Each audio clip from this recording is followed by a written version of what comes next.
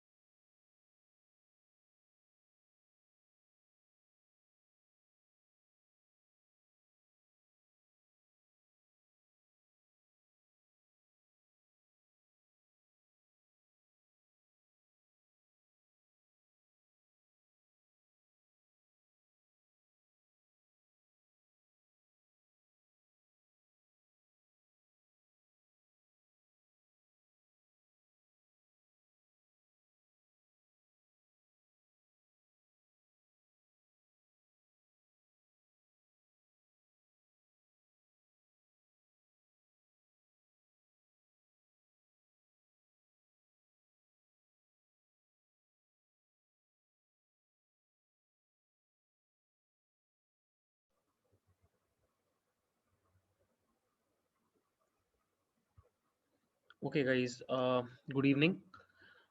मैं camera on नहीं कर रहा हूँ, मेरा वाईफाई थोड़ा सा वीक सिग्नल दे रहा है। So guys, what I will do is first I will discuss कि हम लोग क्या पढ़ने वाले हैं आज। So, हम लोग एक्सजी बूस्ट कर रहे थे, हम लोग वही कंटिन्यू कर रहे हैं। एक्सजी बूस्ट में विल डू टुडे क्लासिफिकेशन। हमने लास्ट क्लास में किया था रिग्रेशन, आज क्लासिफिकेशन करेंगे। और आज वो टाइटैनिक वाले प्रोजेक्ट पे हम लोग एक्सजी बूस्ट लगाएंगे, ठीक है। और अलोंग द वे मैं आपको दो नई चीज़ें सिखाऊंगा जो मैं आपको कुछ क्लासेस आगे सिखाने वाला था। एक कॉलम ट्रांसफार्मर बोल के एक चीज़ होती है, वो आपको कराना है।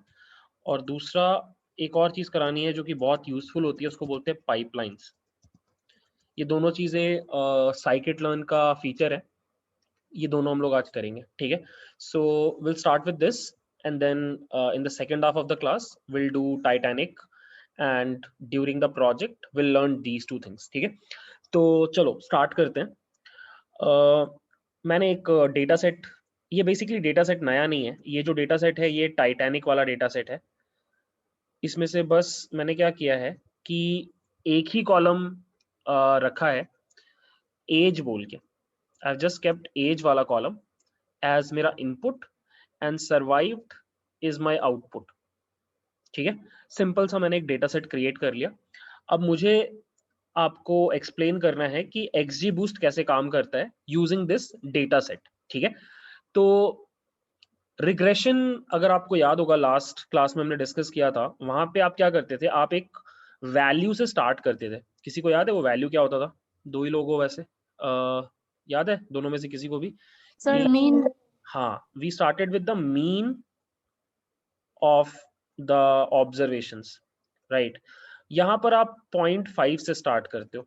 एक्चुअली आप 0.5 से रिग्रेशन में भी स्टार्ट कर सकते हो, कोई खास फर्क नहीं पड़ता है। लेकिन आप क्लासिफिकेशन में फॉर श्योर 0.5 से स्टार्ट करते हो। तो आप इनिशियली क्या बोल रहे हो कि सारे के सारे ऑब्जर्वेशंस के लिए आपका आउटपुट प्रोबेबिलिटी इज 0.5, मतलब सभी के बचने का चांस 50% है और सभी के मरने का चांस भी 50% है, ठीक है। तो ये हो गया पहला स्टेप, आपने फर्स्ट स्टेप कर लिया, that is your initial prediction. उसके बाद आप क्या करते हो, सेकेंड स्टेप में आप रेजिड्यूल्स कैलकुलेट करते हो। रेजिड्यूल्स कैसे कैलकुलेट होता है? आप basically original age an actual minus predicted probability को सब्ट्रैक्ट कर देते हो, राइट। जैसे कि अगर आप इसका बात करो पहले वाले केस में तो 0 है और आपका प्रिडिक्टेड 0.5 है, सॉरी हाँ 0.5 है, तो इट वुड बी -0.5 फर्स्ट वाले के लिए। वही मैंने यहाँ पे लिख रखा है, ये फर्स्ट ऑब्जर्वेशन के लिए है। सेकेंड भी 0 है तो उस ऑब्जर्वेशन के लिए भी 0.5 नेगेटिव हो जाएगा। ये पॉजिटिव है तो 1 माइनस 0.5 पॉजिटिव 0.5, और लास्ट वाला भी पॉजिटिव है तो ये भी 0.5 हो जाएगा, ठीक है। तो अभी तक आई गेस कोई प्रॉब्लम नहीं होगा। दो स्टेप्स हमने अभी तक किए। पहला एक इनिशियल प्रेडिक्शन ले लिया जो कि आप जनरली स्टार्ट करते हो 0.5 से, और उसके बाद आपने 4 रेजिड्यूल्स ले लिए जो कि सब्ट्रैक्ट करने से आपको मिल गया, ठीक है। अब आपको क्या करना है, आपको एक डिसीजन ट्री क्रिएट करना है। आपको एक डिसीजन ट्री क्रिएट करना है और उस डिसीजन ट्री का सबसे रूट नोड जो है, रूट नोड के लिए आपको सिमिलैरिटी स्कोर कैलकुलेट करना है। अब मैंने आपको लास्ट क्लास में भी सिमिलैरिटी स्कोर निकाल के बताया था। सिमिलैरिटी स्कोर का फॉर्मूला ये होता था, sigma of residuals, sigma of residuals का whole square divided by number of residuals plus lambda. Lambda क्या था? Regularisation parameter. ये रिग्रेशन का केस है। क्लासिफिकेशन के केस में सब कुछ सेम रहता है, बस ये जो डिनोमिनेटर में ये जो पार्ट है नंबर ऑफ रेजिडुअल्स, उसके बदले ये आ जाता है सिग्मा ऑफ प्रिडिक्टेड प्रोबेबिलिटी, जो कि अभी 0.5 है, 1 माइनस प्रोबेबिलिटी। ठीक है, तो जितने भी आपके रेजिडुअल्स हैं सबके लिए प्रोबेबिलिटी बेसिकली यहां पे हो जाएगा 0.5, 1 माइनस 0.5, और इसको 4 से मल्टीप्लाई कर देंगे बिकॉज आपके पास 4 रेजिडुअल्स हैं। आई होप आपको यहां तक समझ में आ रहा है। तो ये है सिमिलैरिटी स्कोर कैलकुलेट करने का formula in the case of classification. ऊपर वाला पार्ट एकदम सेम है, ये लैम्डा वाला पार्ट एकदम सेम है, बस ये पार्ट चेंज हो जाता है। ठीक है, तो अब हम क्या करेंगे, हम इन चारों के लिए सिमिलैरिटी स्कोर कैलकुलेट करेंगे, जो कि मैंने कर रखा है। आज मैंने पहले से सारा काम कर रखा है सो दैट फालतू में कैलकुलेशन करने में टाइम ना जाए। सो यहाँ पर यू कैन सी कि जैसे ही मैंने न्यूमरेटर कैलकुलेट किया तो ये वाला, ये वाला, ये वाला और ये वाला एक्चुअली कैंसल आउट हो गए। तो सिमिलैरिटी स्कोर जो आया वो 0 आ गया। मतलब आपके रूट नोड पे यहाँ पे जो सिमिलैरिटी स्कोर है वो 0 है। ठीक है, अब इसके बाद आप क्या करते हो, आप ये ट्री ग्रो करते हो। ट्री ग्रो करने का मतलब है आप हर पॉइंट, हर 2 पॉइंट के बीच में आप मीन हमारा लाइन कैलकुलेट करते हो। जैसे ये जो मेरा पॉइंट है, अगर आप डेटा को देखो तो डेटा में मेरे पास 4 अलग अलग एज है। अगर आप इस ग्राफ को देखो तो जस्ट 1 सेकेंड मैं आपको बताता हूँ। ये जो ग्रीन पॉइंट है ये है आपका 17 एज वाला बंदा। ठीक है, ये जो ब्लू पॉइंट है ये है आपका 28 एज वाला बंदा। ये जो आपका ब्लू पॉइंट है ये आपका 34 एज वाला बंदा, और ये जो है ये आपका 39 एज वाला बंदा। ठीक है, तो अब आप जब ट्री बनाओगे ना, तो ट्री बनाने में आप क्या करोगे, हर बार 2 पॉइंट्स को पकड़ोगे, 2 एडजेसेंट पॉइंट्स को पकड़ोगे और उनके मीन से क्राइटेरिया क्रिएट करोगे, ऐसे मीन से। तो 17 प्लस 28 डिवाइडेड बाई 2, ये आपका पहला क्राइटेरिया बनेगा। आप इस पॉइंट को भी क्राइटेरिया बना सकते हो, इस पॉइंट को भी क्राइटेरिया बना सकते हो, या फिर आप दोनों को मीन करके भी क्राइटेरिया बना सकते हो, आपके ऊपर है। मतलब इट डज नॉट मैटर, आपका ट्री वैसा ही बनता है। एट द एंड आपको रेजिडुअल्स को सेपरेट करना है, वो हो जाता है। सो मैंने क्या किया, मैंने 3 अलग अलग स्प्लिट्स मारे। ये पहला स्प्लिट मारा 17 और 28 वाले के बीच में। तो ये जो आपका क्राइटेरिया है ये है 22.5। 22.5 क्यों आया, 28 प्लस 17 51, 51 होगा पता नहीं, 55, 55 डिवाइडेड बाई 2 22.5। तो ये जो स्प्लिट पड़ा है ये है 22.5। तो मेरा जो मैंने ट्री फॉर्म किया उसका जो रूट नोड है वो बना एज लेस देन 22.5, और यहाँ पे सिमिलैरिटी स्कोर 0 है, ये हमें ऑलरेडी हमने निकाल रखा है। ठीक है, अब जैसे ही आप इस बेसिस पे स्प्लिट मार रहे हो तो सिर्फ ये वाला रेजिडुअल जो है आपका, रेजिडुअल लाइन ये है, सिर्फ ये वाला रेजिडुअल इस तरफ आएगा, बाकी ये तीनों रेजिडुअल्स आपके दूसरे तरफ आएंगे। तो वही मैंने यहाँ पे लिखा है, ये 0.5 पॉजिटिव रेजिडुअल यहाँ पर है, 2 नेगेटिव और 1 पॉजिटिव रेजिडुअल दूसरी तरफ है। ठीक है, अब आपको पता है नेक्स्ट स्टेप में आप क्या करते हो, आप इन दोनों लीव्स के लिए सिमिलैरिटी स्कोर कैलकुलेट करते हो सो दैट आप गेन निकाल पाओ। तो आप पहले इसके लिए अगर आप सिमिलैरिटी स्कोर निकालो, सिमिलैरिटी स्कोर कैसे निकलता है, सिग्मा ऑफ रेजिडुअल का square divided by sigma of predicted probability 1 minus probability, और यहाँ पे मैंने लैम्डा इक्वल टू 0 ले रखा है, अभी मैं कोई रेगुलराइजेशन अप्लाई नहीं कर रहा हूँ। ठीक है, तो 0.5 है तो ऊपर 0.5 का स्क्वायर हो गया और नीचे 0.5 मल्टीप्लाइड बाय 1 माइनस 0.5। तो 0.5 का स्क्वायर करने से 0.25 आया और नीचे भी मल्टीप्लाई करने से 0.25 आया, ये दोनों को कट करके 1 आया। तो यहाँ पर इस जगह पे similarity score is 1। I guess यहाँ तक आपको समझ में आ रहा है। अब सेम काम आपको यहाँ पे करना है। यहाँ पे ये वाला कैंसिल आउट हो गया, ऊपर बस बचा माइनस 0.5, और नीचे क्या आ गया 0.5 मल्टीप्लाइड बाय 1 माइनस 0.5, और इसका 3 टाइम्स आप मल्टीप्लाई कर रहे हो क्योंकि ऐसे 3 रेजिडुअल्स हैं, और आपका आंसर आ रहा है 0.25 डिवाइडेड बाय 0.75, 0.33। तो अगर आप इस 22.5 को पकड़ के स्प्लिट मारते हो तो आपका जो गेन आ रहा है वो है चिल्ड्रेन माइनस पेरेंट। चिल्ड्रेन कितना है 1 प्लस 0.33 माइनस 0, तो आपका जो गेन आया वो आया 1.33, वो मैंने यहाँ पे लिख दिया। ठीक है, अब मैंने अगला स्प्लिट मारा यहाँ पे इन दोनों के बीच में, तो ये है अपना बंदा 28 वाला और ये है अपना बंदा आई गेस 34 वाला। ठीक है, तो इनके बीच में स्प्लिट मारा तो ये आया था शायद 62 और 62 का हाफ किया तो 31। तो अब ये एज हमने पकड़ लिया लेस देन 31, यहाँ पे सिमिलैरिटी स्कोर है 0। ठीक है, और अब मैंने क्या किया, सिंस अब इसके इस तरफ हमारा ये है स्प्लिट, तो ये पॉजिटिव ये नेगेटिव यहाँ पे आ गया। ठीक है, और ये नेगेटिव और ये पॉजिटिव यहाँ पे आ गया। ठीक है, अब दोनों तरफ ऑब्वियसली सिमिलैरिटी स्कोर 0 होगा, बिकॉज आपका कैंसल आउट हो जाएगा, ये भी कैंसल आउट हो गया, ये भी कैंसल आउट हो गया, और आपका दोनों 0 है, तो गेन इस केस में 0 आया।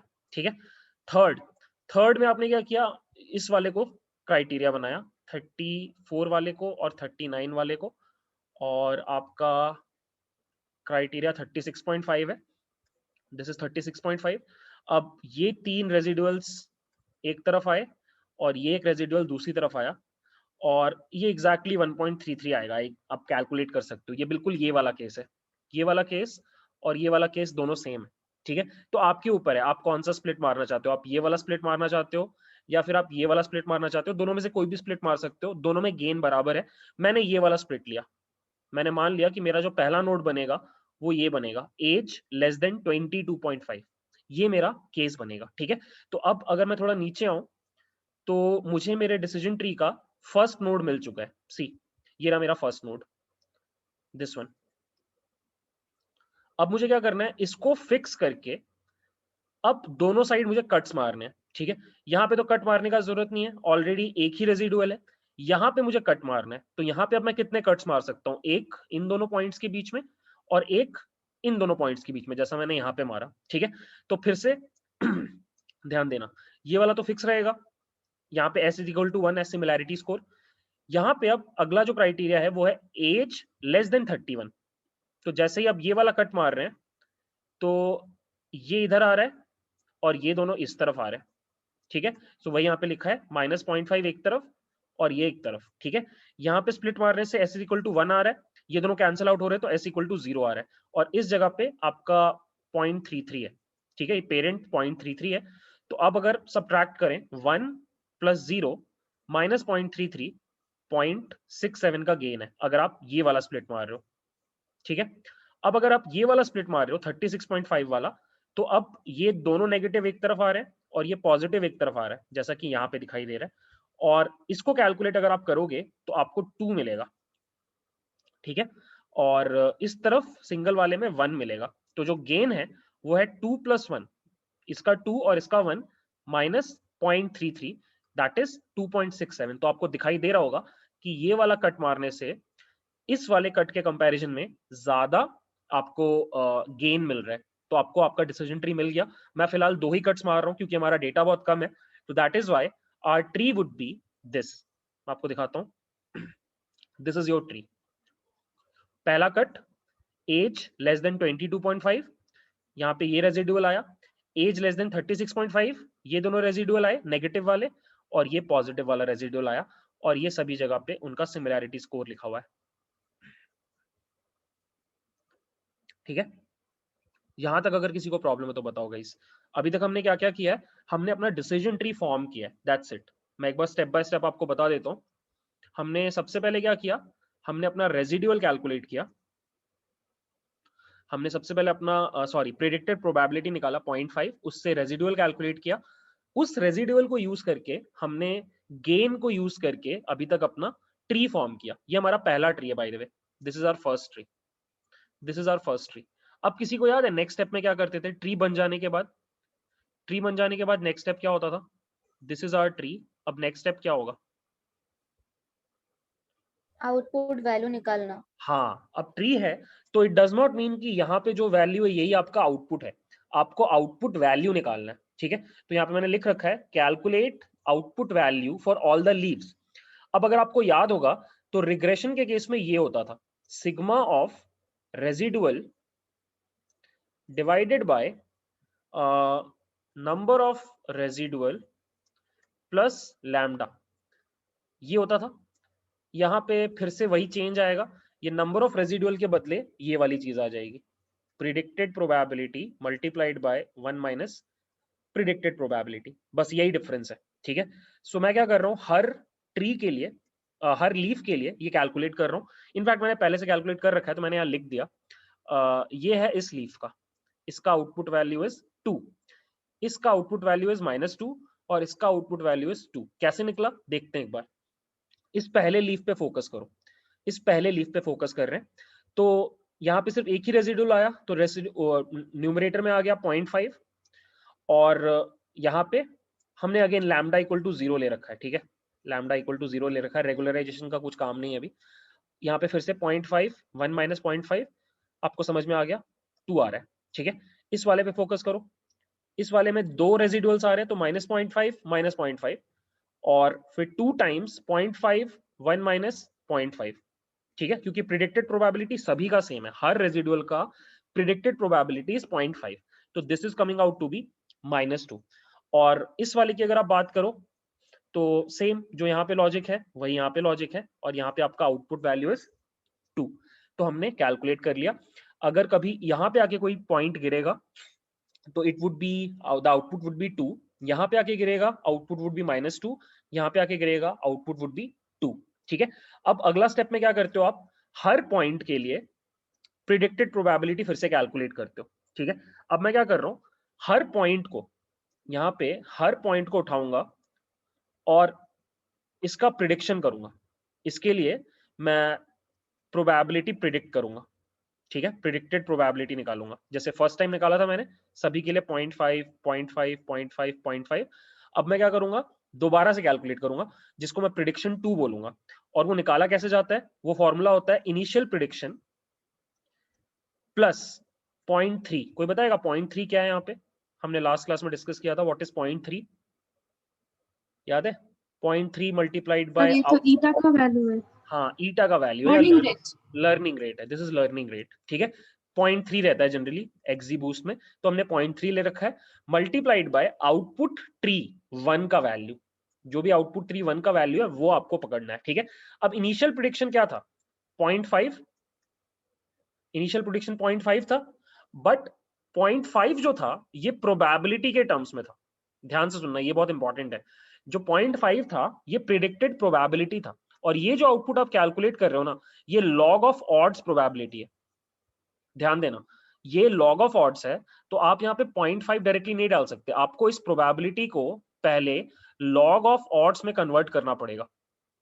तो आपको शायद पता होगा, मैंने आपको बताया था ऑड्स का फॉर्मूला क्या होता है, P1 माइनस P, तो लॉग ऑफ ऑड्स का फॉर्मूला क्या होता है, आप यहाँ पे लॉग लगा दो, log of P1 minus P, तो वही मैंने यहाँ पे कैलकुलेट किया इनिशियल प्रिडिक्शन, तो लॉग जैसे ही निकाला यहाँ पे आया टॉप में 0.5, 1 माइनस 0.5, तो ये हो गया 1, लॉग ऑफ 1 कितना होता है 0, तो आपका इनिशियल प्रिडिक्शन कितना है 0, मतलब इनिशियल प्रिडिक्शन को लेने का जरूरत ही नहीं है, अगर आप 0.5 से स्टार्ट कर रहे हो तो आपका इनिशियल प्रिडिक्शन कुछ भी नहीं होगा।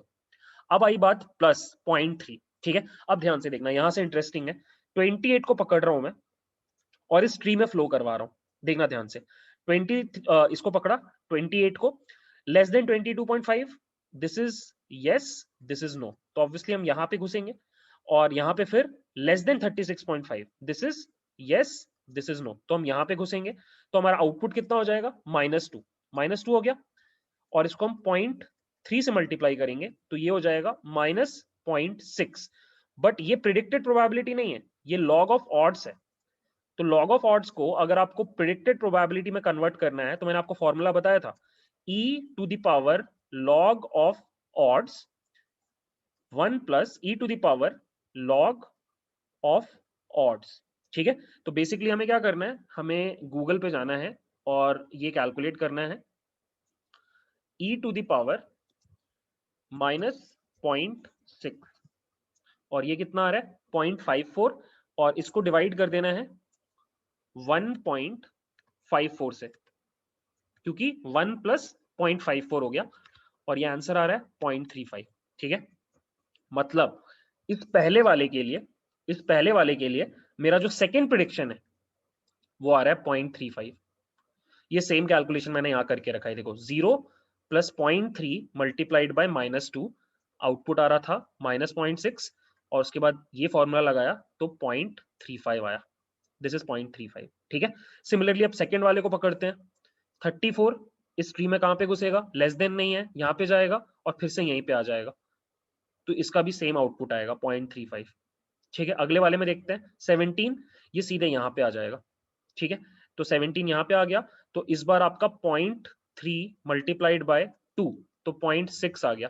तो इस बार आपको क्या कैलकुलेट करना है, इस बार आपको कैलकुलेट करना है 0 + 0.3 multiplied by 2 0.6 e to the power 0.6 1 + e to the power 0.6 और ये आ रहा था आपका, एक्चुअली डेसिमल को आगे बढ़ा दो तो 0.65 आ रहा था, 65, यहाँ पे 65 लिख दे रहा हूँ मैं, 0.65। ठीक है, और सिमिलरली अगर आप 39 वाले को पकड़ो तो 39 वाला इस वाले लीफ में घुसेगा और उसका भी आउटपुट सेम आएगा 0.65, जो कि मैंने यहाँ पे लिख दिया।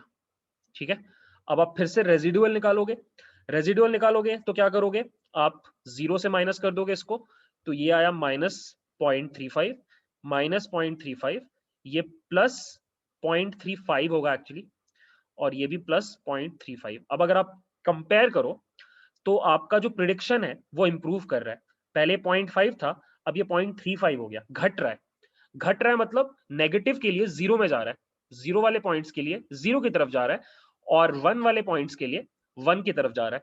अब हम नेक्स्ट स्टेप में क्या करते हैं, हम नेक्स्ट स्टेप में फिर से एक और ट्री बनाते हैं और सेम काम फिर से आप क्या करोगे, स्प्लिट्स मारोगे। तो पहला आपका क्राइटेरिया हो गया एज लेस देन 22.5। सबसे पहले आप उसके लिए सिमिलैरिटी स्कोर निकालोगे, -0.35 +3.5 +35 -35 कैंसिल आउट होके 0 हो गया। यहाँ पे फिर से आपका सिमिलैरिटी स्कोर 0 है। ठीक है, तो 0.35 यहाँ पे आया, इस स्प्लिट के मारने पे एक पॉजिटिव इस तरफ आया, बाकी 2 नेगेटिव और एक पॉजिटिव यहाँ पे आया, और फिर से सेम काम। अब आप बस ध्यान दो कि जो बॉटम में आपका ये था sigma probability multiplied by 1 minus probability, अब यहाँ पे 0.5 सभी का वैल्यू नहीं रहेगा, अब आप 0.35 या -0.35 ये लोगे डिपेंडिंग ऑन द पॉइंट। तो बस इसी से आपका जो ट्री बनेगा वो थोड़ा सा डिफरेंट बनेगा, and that is how you continuously grow trees. और फाइनली जब आप जितने भी ट्रीज आपको बनाने थे आप बना लेते हो, तो उसके बाद आपको पता है आउटपुट फॉर्मूला क्या होता है आपका एक नए पॉइंट के प्रिडिक्शन के लिए, इनिशियल प्रिडिक्शन विच इज 0 हमारे केस में, plus 0.3 times output of tree 1 plus 0.3 times output of tree 2 plus dot dot dot 0.3 times output of tree n। यही आपका प्रिडिक्शन होता है, एंड दैट्स इट गाइस, यही है आपका क्लासिफिकेशन में। रिग्रेशन से बहुत सिमिलर है, बस जो डिफरेंसेस आ रहे हैं वो थोड़ा सा वही लॉग ऑफ ऑड्स जो आपने पढ़ा भी था लास्ट एल्गोरिथम में ग्रेडियंट बूस्ट में, और थोड़ा सा वो जो sigma residual divided by sigma probability का टर्म आ रहा है उसकी वजह से आ रहा है। अदरवाइज बाकी अगर आप कंपेयर करो it is exactly similar to regression, ठीक है, सो हमने अभी जस्ट बेसिक्स देखे क्लासिफिकेशन में XGBoost कैसे काम करता है। दो कॉन्सेप्ट्स मैं जल्दी से डिस्कस करूंगा, एग्जैक्टली सेम कॉन्सेप्ट्स जो हमने लास्ट क्लास में भी डिस्कस किए थे। वन ऑफ देम इज, पहले डिस्कस कर लेते हैं ये गामा का कॉन्सेप्ट। सो अगर आपको याद होगा तो हमारा पहला जो नोड था वो था एज लेस देन 22.5, ये पहले ट्री की बात कर रहे हैं, ठीक है, और यहाँ पे 1.5 वाला आपका ये था, और ये आपका दूसरा था एज लेस देन 36.5, यहाँ पे आपके दो नेगेटिव वाले आ रहे थे -0.5 -0.5, और यहाँ पे आपका एक पॉजिटिव वाला आ रहा था 0.5। ये आपका ट्री बना था, पहला वाला ट्री आपका यही था, और यहाँ पे सिमिलैरिटी स्कोर 0 था, यहाँ पे 1 था, यहाँ पे 2.67 था, ठीक है। अब गामा क्या होता है, गामा यूज किया जाता है प्रूनिंग के लिए। प्रूनिंग मतलब ट्री को छोटा करना। छोटा क्यों करते हो, छोटा करने का एक ही रीजन होता है, कोई बताएगा? ट्री को छोटा करके क्या फायदा होता है? प्रूनिंग का क्या फायदा? ओवरफिटिंग को रिड्यूस करते हैं। हाँ एग्जैक्टली, ओवरफिटिंग को रिड्यूस करता है, राइट। ट्री को अगर आप कभी भी छोटा कर रहे हो तो आप बेसिकली ओवरफिटिंग रिड्यूस कर रहे हो। अब गामा का कॉन्सेप्ट क्या था कि आप सबसे नीचे वाले नोड पे जाकर के ये फॉर्मूला लगाते हो, गेन माइनस गामा, ये फॉर्मूला लगाते हो। और अगर कभी भी आपका ये एक्सप्रेशन का वैल्यू पॉजिटिव होता है तो आप उस पूरे के पूरे सब ट्री को, इतने पूरे सब ट्री को एज इट इज छोड़ देते हो। अगर ये नेगेटिव होता है तो आप इस पूरे सब ट्री को रिमूव कर देते हो, ये पूरा कट जाएगा यहां से ट्री, राइट। तो मान लो अगर गामा का वैल्यू 3 है, मान लो, तो यहाँ पे 2.67 था, तो 2.67 माइनस 3 करने पे this is going to be a negative number, तो आप इसको हटा दोगे। फिर आप अगले नोड में जाओगे, ये नोड में, ये लीफ है, इसमें नहीं जाओगे, इस नोड में जाओगे और यहाँ पे फिर से आप निकालोगे 0 - 3, तो ये भी नेगेटिव है, तो आप इसको भी हटा दोगे। बेसिकली आप पूरा ट्री रिमूव कर रहे हो, और ट्री रिमूव कर रहे हो तो आपके पास क्या बचा? बस इनिशियल प्रिडिक्शन। तो ऑब्वियसली ये थोड़ा एक्सट्रीम वैल्यू हो गया, 3 गामा का वैल्यू थोड़ा एक्सट्रीम हो गया। आप कैसा रखोगे? आप ऐसा रखोगे, मान लो 2, ठीक है। मान लो आपने अगर आपने 2 रखा तो ये 2.67 माइनस 2, तो आप इसको नहीं हटाओगे, इस वाले को नहीं हटाओगे। फिर आप ऊपर वाले में जाओगे और यहाँ पे आया 0 - 2।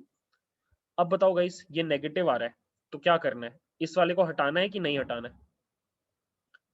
द आंसर इज नहीं हटाना है। अगर आपने इसके चाइल्ड को नहीं हटाया तो आप पेरेंट को नहीं हटाओगे, ये एक रूल है, ठीक है। अगर आपने चाइल्ड को नहीं हटाया तो आप पेरेंट को नहीं हटाओगे, ये आपको याद रखना है, ठीक है। तो ये हो गया कॉन्सेप्ट गामा का। अगर गामा का वैल्यू बहुत हाई होगा, अगर गामा का वैल्यू बहुत हाई होगा तो अंडर फिटिंग होता है, क्योंकि आपका ट्री बहुत छोटा हो जाता है। और अगर गामा का वैल्यू बहुत लो होता है तो ओवर फिटिंग हो सकता है, तो आपको एक एप्रोप्रिएट वैल्यू लेके चलना पड़ता है। ये हो गया पहला चीज। सेकंड चीज है जो जल्दी से डिस्कस करते हैं, वो है आपका लैम्डा। सेकंड चीज जो डिस्कस करना है वो है लैम्डा। लैम्डा को बोला जाता है रेगुलराइजेशन पैरामीटर। ये भी आपका ओवरफिटिंग रिड्यूस करने के ही काम आता है। क्यों? बहुत सिंपल है।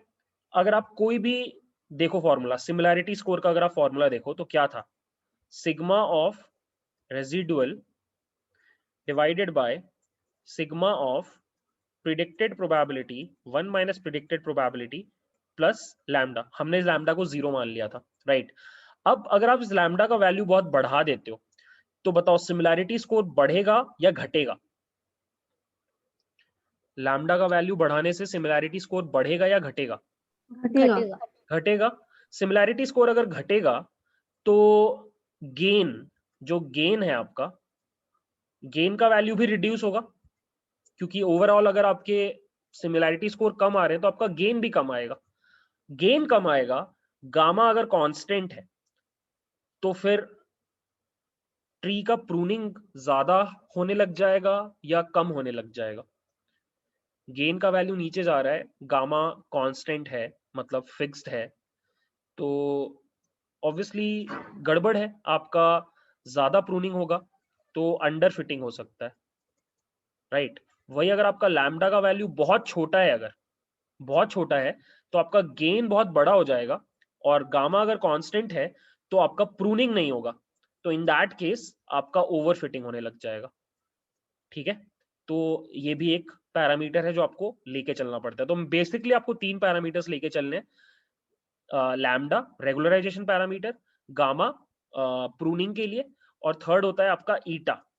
ईटा इज लर्निंग रेट, जो कि आप बहुत ज्यादा टच नहीं करते हो टू बी ऑनेस्ट। अगर आप एक्सजी बूस्ट के साथ काम कर रहे हो तो बहुत ज्यादा चेंजेस आप नहीं करते हो इसमें। कभी कभी प्रोबेबली 0.3 से बेटर कुछ वैल्यूज आपको मिल जाएंगी, बट 0.3 आपको अच्छा रिजल्ट देता है, ठीक है। तो ये 3 चीजें आपको याद रखनी है हमेशा, ये हमने लास्ट क्लास में भी डिस्कस किया था, सो कुछ नया नहीं है यहाँ पे, ठीक है। तो नया बस एक ही था कि यहाँ पे फॉर्मूला थोड़ा सा डिफरेंट है, बस यहाँ पे ये सिग्मा प्रोबेबिलिटी 1 माइनस प्रोबेबिलिटी वाली चीज आ रही है, और कहाँ पे लॉग ऑफ ऑड्स यूज करना है और कहाँ पे प्रोबेबिलिटी को यूज करना है, बस ये आपको याद रखना है, ठीक है। तो इसमें गाइज अगर किसी को परेशानी है आज के पूरे डिस्कशन में, मैंने जानबूझ के इसलिए पूरा का पूरा नोट्स के फॉर्म में बना रखा था, नहीं तो फिर क्या होता है कि हम काफी टाइम स्पेंड कर जाते हैं कैलकुलेशन करने में। तो ये कैलकुलेशंस मैंने आज कर लिए थे क्लास के पहले ही। सो इसमें अगर किसी को प्रॉब्लम है पूरे फ्लो में तो एक बार मेरे को बताओ। This is how XGBoost works for classification. अभी भी हमने मैथ्स डिस्कस नहीं किया है। मेरे को एक दो पॉइंट्स पे कंफ्यूजन हो रहा था तो मैं आज नहीं करा रहा हूँ, ये मैं नेक्स्ट क्लास में करा दूंगा। बट अपार्ट फ्रॉम दैट हमने रिग्रेशन देख लिया, हमने क्लासिफिकेशन देख लिया। मैथ्स हम लोग नेक्स्ट क्लास में देख लेंगे। सो इस पॉइंट पे अगर किसी को कोई प्रॉब्लम है तो बताओ, कोई भी क्वेश्चन, कोई भी query, you can ask.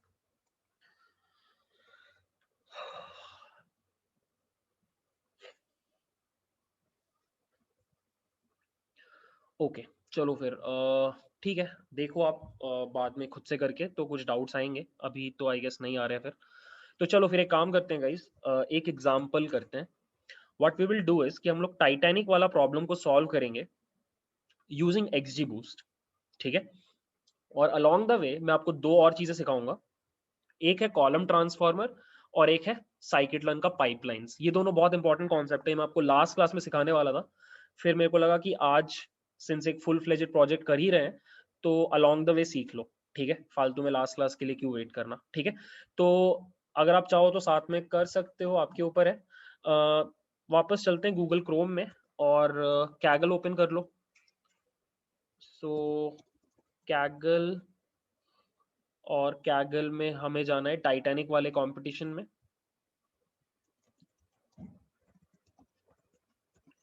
Titanic competition, और यहाँ पर let's start our discussion. So will go to code and I will create a new notebook. देखो मैं बहुत ज्यादा ढंग से नहीं कर रहा हूँ, मतलब मैं बहुत ज्यादा फीचर इंजीनियरिंग नहीं करूंगा, वो आप लोग करना आराम से। मेरा काम है XGBoost लगा के दिखाना और कॉलम ट्रांसफॉर्मर और पाइपलाइन समझाना। अब यहाँ पे जो भी फीचर इंजीनियरिंग करना है, जैसे एज का वैल्यू फिल करना या नए कॉलम्स क्रिएट करना, ये सब आप करना आराम से, मैं बस आपको चीजें चला के दिखा रहा हूँ, ठीक है। सो सबसे पहले pd.read.csv, यहाँ पर ट्रेन वाला डेटा डाल रहा हूँ मैं सबमिशन भी नहीं करूंगा, सबमिशन भी आपको ही करना है, ओके। उसमें फालतू में टाइम जाता है। और ये रहा df.head। अब सबसे पहले मैं आपको अपना स्ट्रैटेजी बता रहा हूँ, मैं कुछ कॉलम्स तो सीधे ड्रॉप कर दूंगा क्योंकि मुझे नहीं लग रहा उतने काम का है। First one of them is passenger ID, the second one is name, third one is ticket and fourth one is cabin. ये चार मैं ड्रॉप कर रहा हूँ सीधे, ठीक है। तो what I will do is I would right df.drop columns,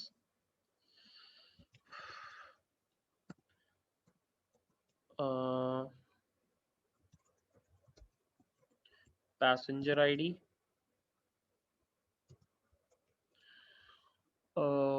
name,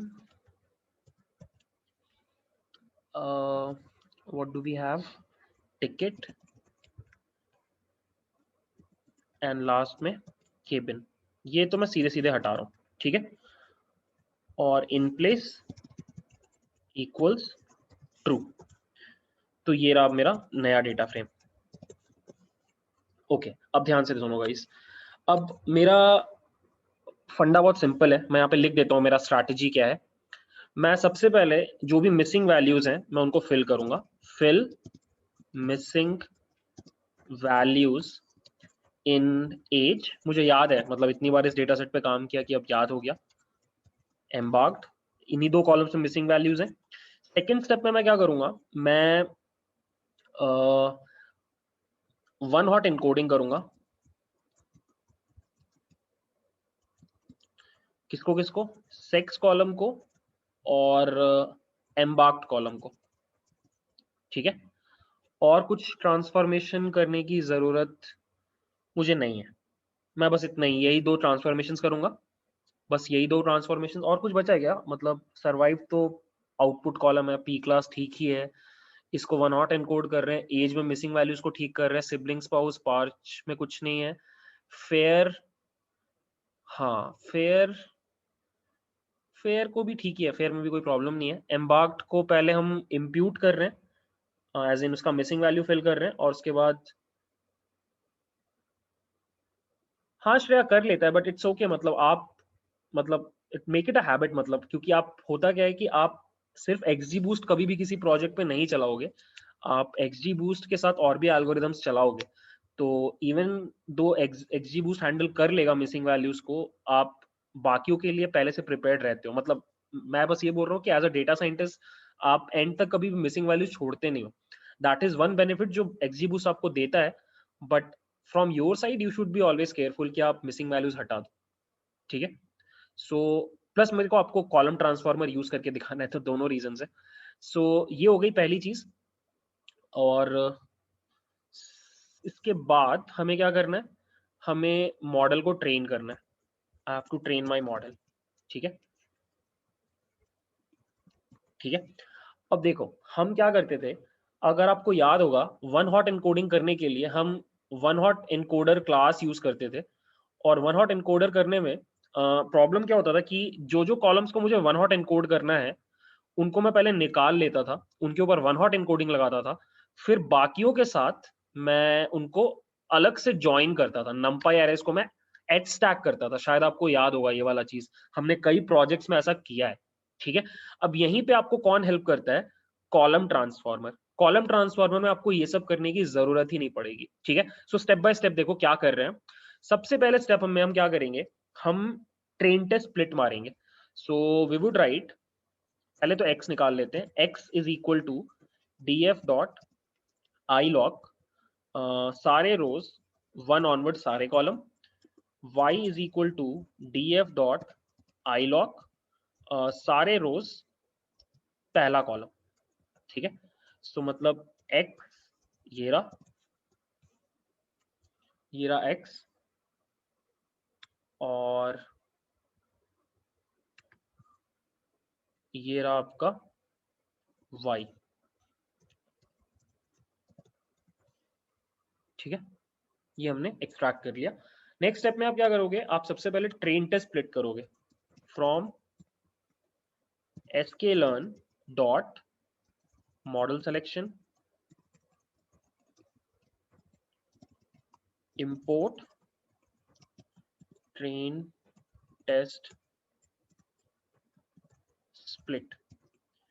आगे का स्टेप आपको पता है, xtrain xtest ytrain ytest is equal to train test split x comma y comma test size is equal to 0.2 random state equals 2 ले लिया। सो अगर मैं xtrain dot head करूं तो this is my xtrain, randomly यहाँ पे पॉइंट्स आ गए, और सिमिलरली मेरे पास एक्सटेस्ट में भी आ गया, ठीक है।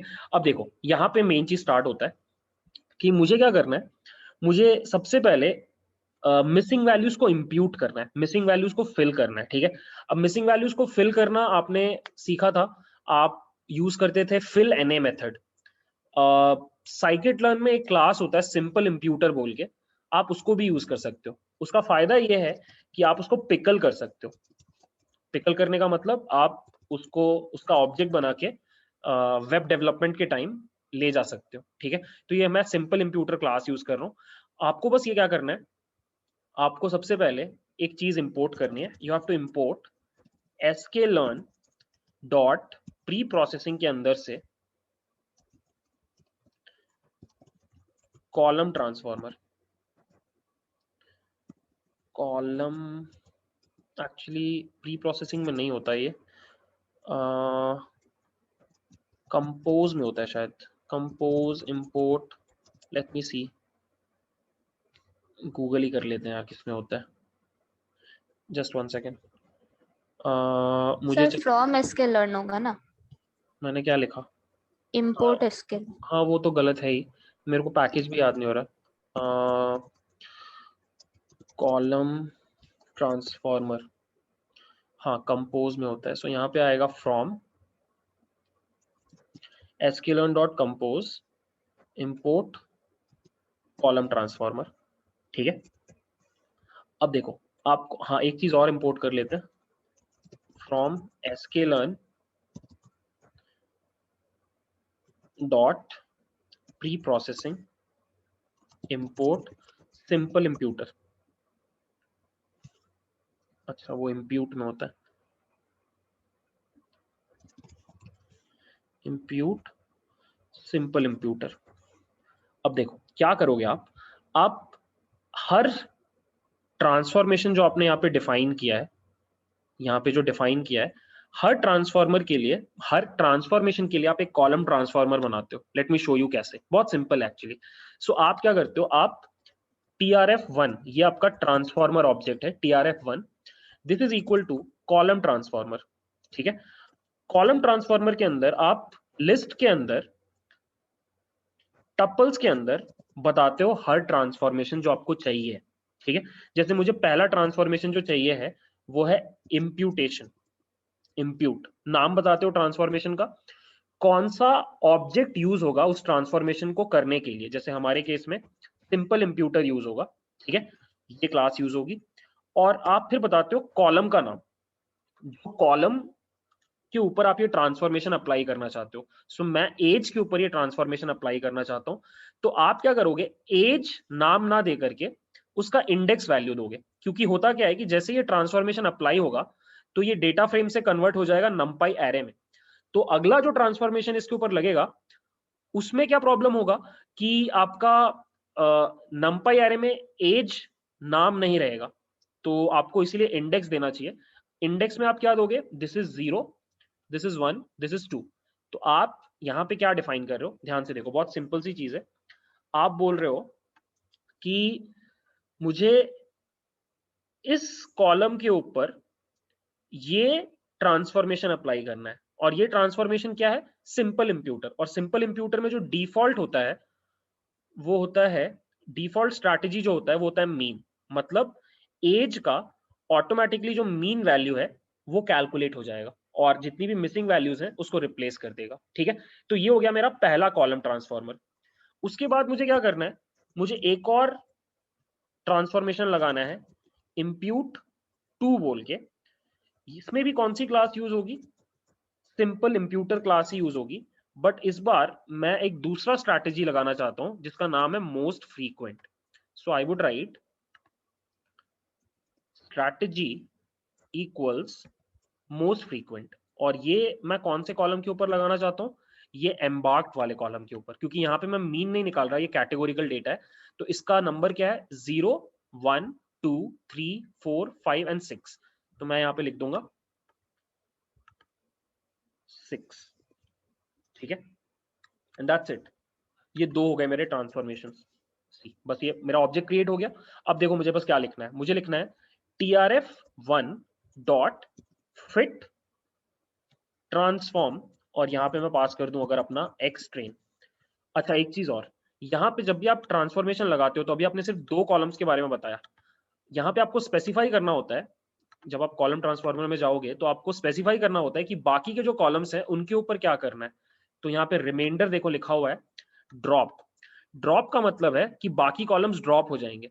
और सेकेंड ऑप्शन क्या होता है, पास थ्रू, मतलब बाकी कॉलम्स को वैसे का वैसा छोड़ देना है। तो ऑब्वियसली मैं यहाँ पे क्या लिखूंगा, I would write remainder equals pass through.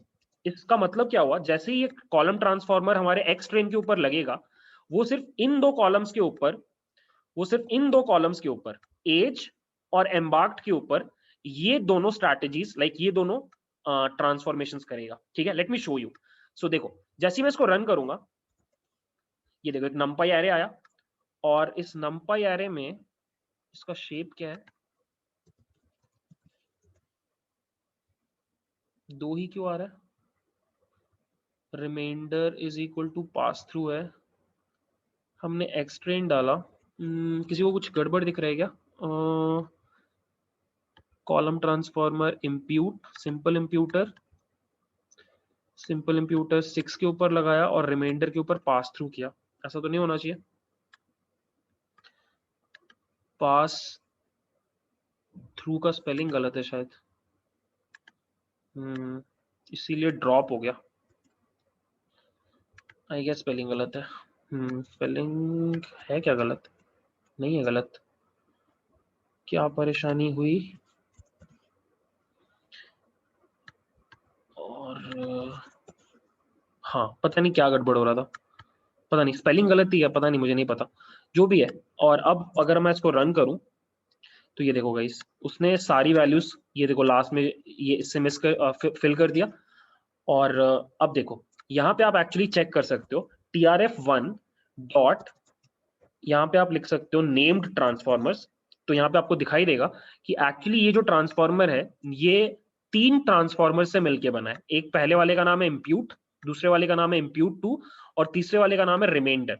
Reminder मतलब वो ट्रांसफॉर्मेशन जो कुछ भी नहीं करता।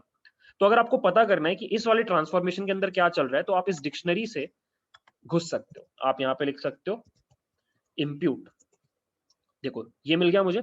अब आप इस इम्प्यूट ऑब्जेक्ट में पहुंच चुके हो और इस इम्प्यूट ऑब्जेक्ट में आपके पास कुछ एट्रीब्यूट्स रहते हैं, जैसे कि एक एट्रीब्यूट है स्टैटिस्टिक्स बोल के। अगर आपको पता करना है कि मीन वैल्यू कितना कैलकुलेट हुआ तो आप ये डाल सकते हो। ये देखो एज वाले में जो आपका मीन वैल्यू कैलकुलेट हुआ वो 29 था। अगर आप इम्प्यूट 2 का बात करो जहां पे आप मोस्ट फ्रीक्वेंट निकाल रहे थे तो वो क्या कैलकुलेट हुआ? एस। एस मतलब जो भी शहर का नाम था यार, मुझे याद नहीं आ रहा, कुछ तो नाम था, साउथहैम्पटन। साउथहैम्पटन कैलकुलेट हुआ। तो जहां भी मिसिंग वैल्यूज था वहां पे एस आ गया होगा। आई होप आपको यहां तक समझ में आ रहा है, ठीक है। अब नेक्स्ट काम हमें क्या करना है, यहीं पर आप क्या करोगे, एक और ट्रांसफार्मर बनाओगे TRF2 बोल के, ठीक है। TRF2 क्या करता है?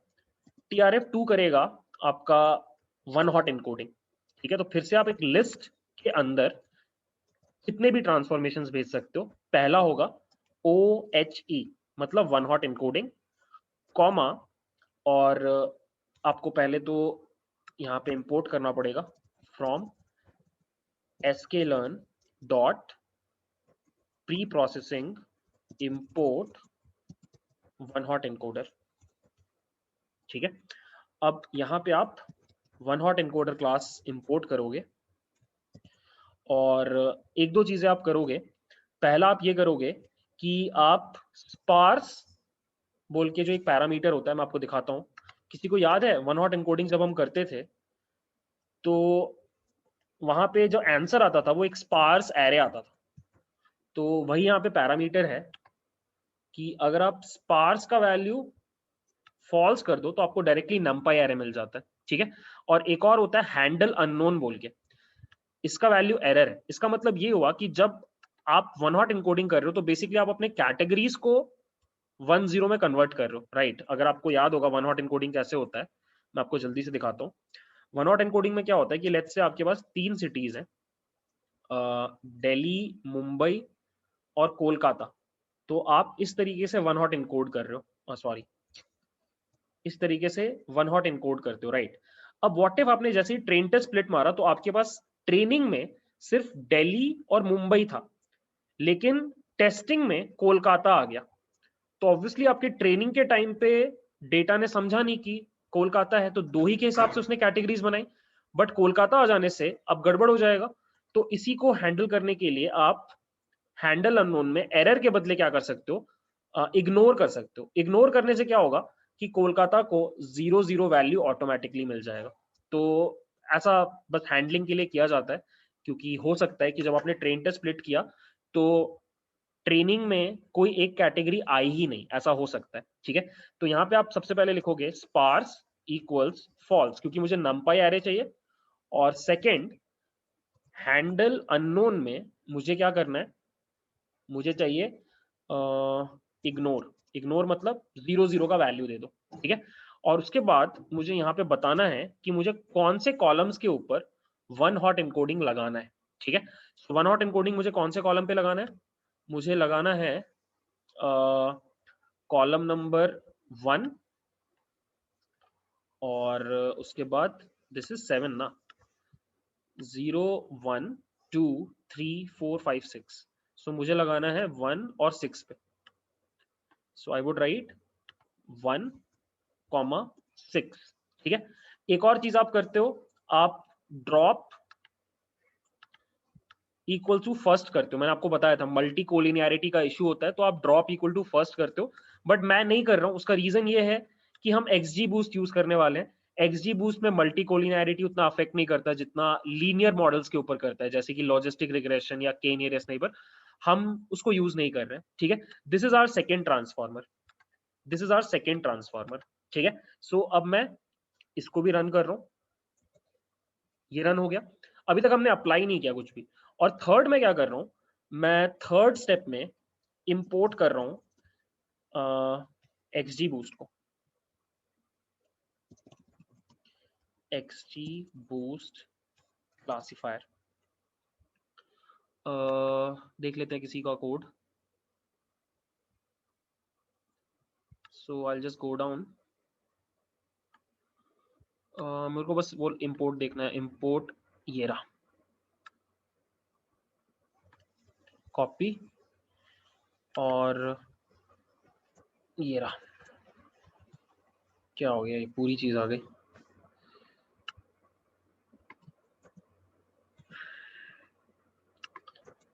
हाँ ठीक है। और अब मैं क्या कर रहा हूं, मैं यहाँ पे लिख रहा हूं CLF is equal to XG boost classifier. अभी मैं सिर्फ डिफॉल्ट वैल्यूज ले रहा हूं, बाद में मैं आपको चला के दिखाऊंगा हाइपर पैरामीटर ट्यूनिंग करके। अब देखो गाइस, अब मुझे क्या करना है कि ये जो मेरे 3 स्टेप्स मैंने बनाए, ये पहला ट्रांसफॉर्मेशन होगा, फिर दूसरा ट्रांसफॉर्मेशन होगा, और उसके बाद ये तीसरा अप्लाई करूंगा मैं algorithm.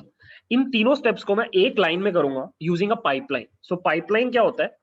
Pipeline is basically a thing जो आपके मल्टीपल स्टेप्स को जोड़ देता है। लेट मी शो यू कैसे। देखो यहाँ पे क्या होगा हमारे केस में कि मैं एक पाइपलाइन क्रिएट करूंगा जिसमें फर्स्ट स्टेप में होगा मेरा TRF1, ये वाला वैल्यू, ये वाला ट्रांसफॉर्मर, ये रहा TRF1 होगा सबसे पहला पाइपलाइन में।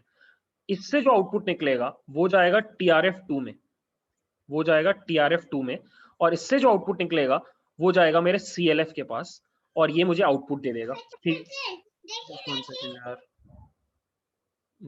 जस्ट वन सेकेंड, किसी का माइक ऑन है, ठीक है। सो अब मुझे क्या करना है, मुझे सिंपली बस एक्स ट्रेन इस पाइपलाइन में यहाँ पे शुरू में दे देना है, और ये ऑटोमेटिकली इधर से निकाल के इसको दे देगा, इधर से निकाल के इसको दे देगा, और यहां से आउटपुट मुझे मिल जाएगा। इतना सिंपल हो जाएगा पाइपलाइन बनाने से। सो आपको क्या करना है, simply you have to create a pipeline. So what I will do is I would write from sklearn dot pipeline import pipeline class, ठीक है। और यहां पे आप क्या करोगे, आप एक पाइप बोल के ऑब्जेक्ट बनाओगे, और यहां पे फिर से आप क्या करते हो, लिस्ट ऑफ टपल्स भेजते हो, और लिस्ट ऑफ टपल्स में आप क्या करते हो, अपने सारे स्टेप्स बताते हो। तो पहला स्टेप है स्टेप 1, और वो स्टेप क्या है, TRF1। उसके बाद आता है स्टेप 2, स्टेप 2, और यहां पे आ जाएगा TRF2, और उसके बाद ऑटोमेटिकली थर्ड स्टेप क्या है, स्टेप 3 CLF। ये हो गया आपका पाइपलाइन, ये आपने डिफाइन कर दिया अपना पाइपलाइन और रन कर दिया। अब बस आपको कुछ नहीं करना है, आपको बस लिखना है पाइप डॉट फिट, और यहां पे बस आपको अपना एक्स ट्रेन पास कर देना है, दैट्स इट। ये ऑटोमेटिकली क्या करेगा, ये पहला ट्रांसफॉर्मेशन अप्लाई करेगा, पहले एज की मिसिंग वैल्यूज हटाएगा, एम्बार्क्ड की मिसिंग वैल्यूज हटाएगा, उसके ऊपर फिर क्या करेगा, वन हॉट एनकोडिंग लगाएगा। वन हॉट एनकोडिंग लगाने के बाद जो भी आपका डेटा होगा उसके ऊपर XG बूस्ट क्लासिफायर पे ट्रेन कर देगा मॉडल को, एंड दैट्स इट। देखो इसको रन करते हैं, कुछ तो एरर आ गया, why should be a 1D array. अच्छा अच्छा, सॉरी सॉरी सॉरी, फिट कर रहे हैं, तो यहाँ पे y भी देना पड़ेगा ना, क्योंकि आपके मॉडल को वो भी लगेगा y ट्रेन। और ये आपका मॉडल ट्रेन हो गया गाइस, मॉडल ट्रेन हो गया पूरा। ठीक है, अब बस आपको क्या करना है, आपको वाइप्रेड अगर कैलकुलेट करना है तो आपको बस लिखना है पाइप डॉट प्रिडिक्ट, और यहाँ पे आपको पास कर देना है अपना एक्स टेस्ट, और ये रहा आपका प्रिडिक्शन। और इसको आप डाल दोगे y अंडरस्कोर प्रेड में, और आप यहाँ पे लिखोगे from sklearn dot metrics import accuracy score, और यहाँ पे आप लिखोगे accuracy score y test comma y pred 63।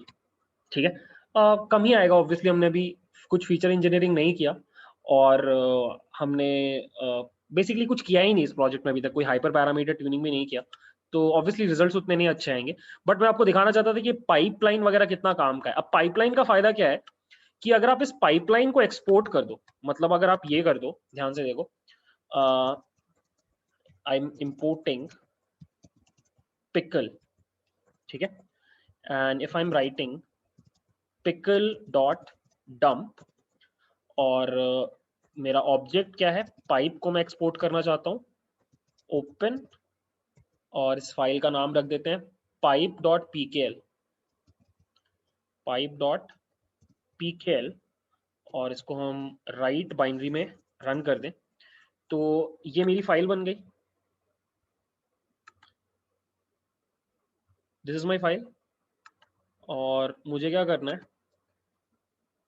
मुझे अब देखो, अब मान लो आपको एक प्रॉपर वेबसाइट में कन्वर्ट करना है इस चीज को, तो आप क्या क्या करते हैं, आप सबसे पहले इन दोनों इंप्यूटर ऑब्जेक्ट्स को एक्सपोर्ट करते, इन दोनों इंप्यूटर ऑब्जेक्ट्स को एक्सपोर्ट करते, फिर आप इस वन हॉट इनकोडर को एक्सपोर्ट करते, फिर जब आपको फॉर्म के थ्रू एक नया पॉइंट मिलता, तो आप उस नए पॉइंट के ऊपर पहले ये इंप्यूटेशन लगाते, फिर आप ये इंप्यूटेशन लगाते, और उसके बाद आप क्या करते, वन हॉट इनकोडर वाला इंप्यूटेशन मतलब ट्रांसफॉर्मेशन लगाते, और फिर आप अपने मॉडल को भी एक्सपोर्ट करते, ये CLF को एक्सपोर्ट करते, और फिर CLF के ऊपर प्रिडिक्शन करते। बट यहाँ पे अब सिंस आपने पाइप को कर दिया है एक्सपोर्ट, आपको कुछ भी नहीं करना है, ये पाइप इंटरनली सारा काम कर देगा। आपको बस क्या करना है, आपको लिखना है पिकल डॉट लोड, और ये मान लो नया फाइल में काम कर रहे हैं हम लोग, और हम लोड कर रहे हैं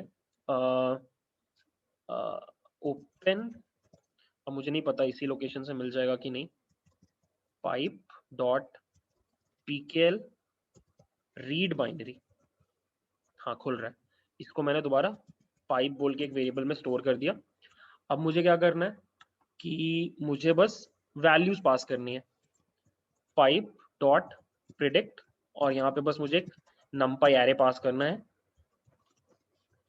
मैं आपको जल्दी से पास करके दिखाता हूँ। ऑब्वियसली 2D होगा, मैं क्या करता हूँ, मैं इन्हीं में से कोई एक रो निकाल लेता हूँ, इसी में से कोई एक निकाल लेता हूँ, मान लो यही मैंने निकाल लिया,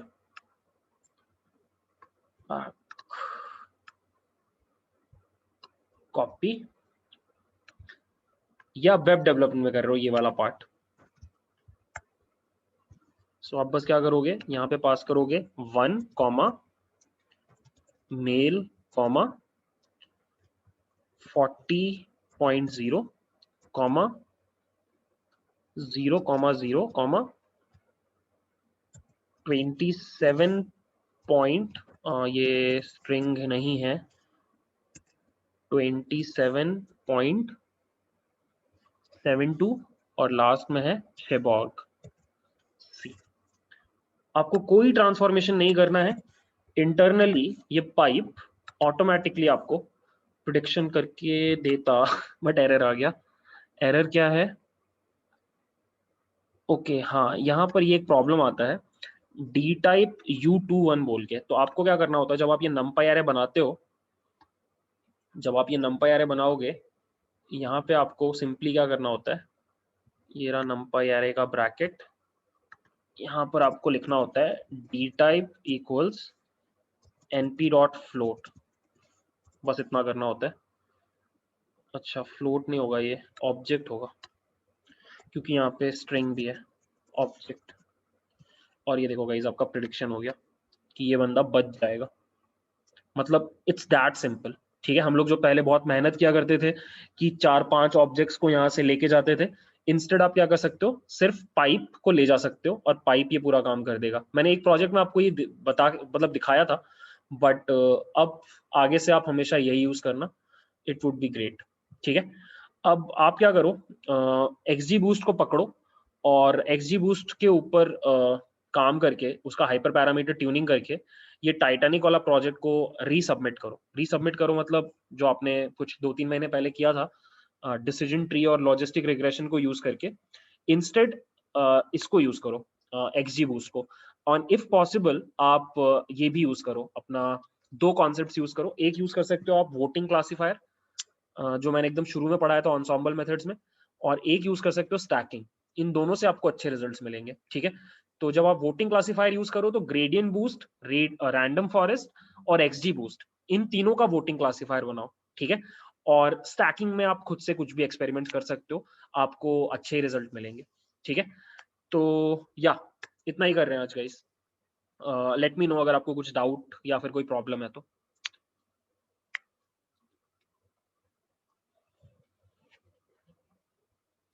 कोई डाउट या कोई प्रॉब्लम है तो बताओ गाइस। ये नोटबुक मैं आपके साथ शेयर कर रहा हूँ,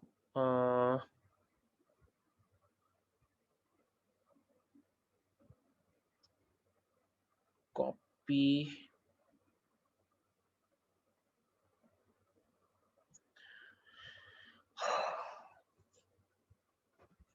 भेज दिया मैंने। एक बार ट्राई करना टाइटैनिक वाले पे और बताना अगर किसी का रैंक अच्छा आता है तो ग्रुप में शेयर करना। कोई डाउट है तो पूछो, मैं यहीं पर हूँ।